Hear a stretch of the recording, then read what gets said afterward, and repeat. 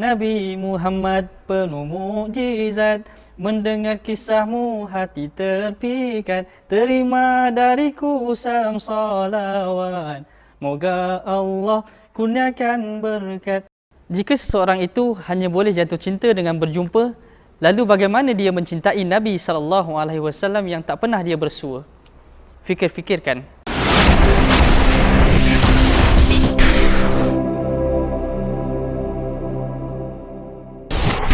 Ingin saya bawakan di sini sebuah perkongsian berkenaan dengan kisah Nabi SAW bersama dengan sahabat-sahabat baginda.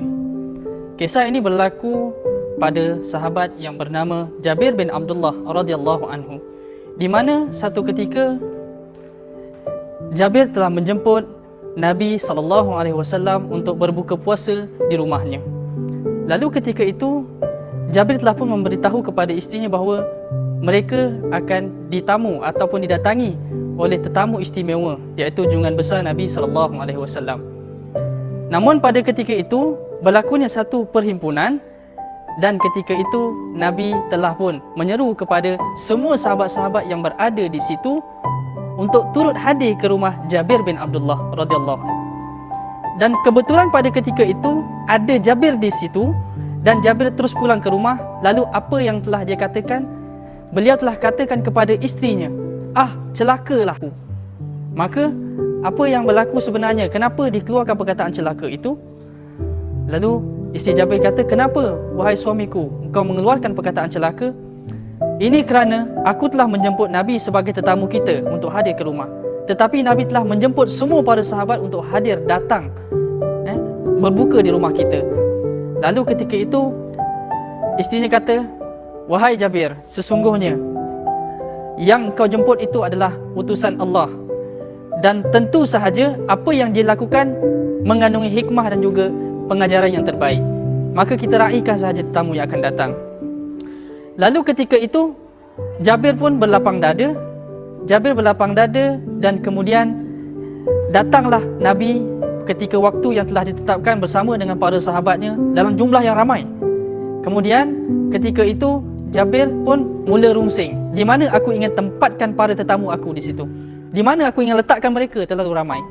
Lalu kemudian apa yang berlaku? Nabi kata, beginilah Jabir, engkau letakkan pada bahagian makanan hidangan kau itu, kau lapikkan di atasnya kain agar tidak dilihat oleh tetamu. Kemudian engkau agih-agihkan makanan itu kepada para tetamu tanpa melihat kepada apa yang ada di bawah kain tadi. Lalu ketika itu semua sahabat datang dan ambil makanan di bawah kain itu tanpa menyelak kain tersebut. Sahabat-sahabat yang dirahmati Allah, apa yang berlaku? Ketika tinggal berbaki dua orang sahaja yang belum ambil makanan itu, iaitu Nabi dan juga Jabir bin Abdullah, maka Nabi pun memerintahkan kepada Jabir, wahai Jabir, sekarang kau selaklah kain yang berada di atas hidangan tadi.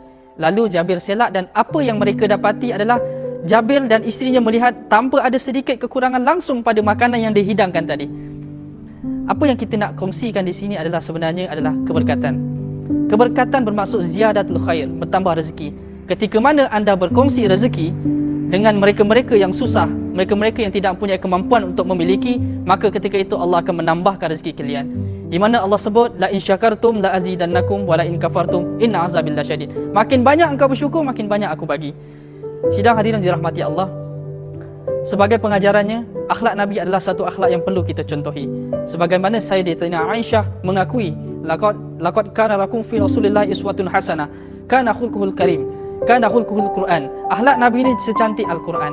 Maka kita hendaklah mencontohi akhlak Nabi supaya kita dapat mewarisi dan juga memahami apa yang Nabi sampaikan, dan juga kita dapat memperoleh teladan apa yang Nabi contohkan kepada kita, insya-Allah.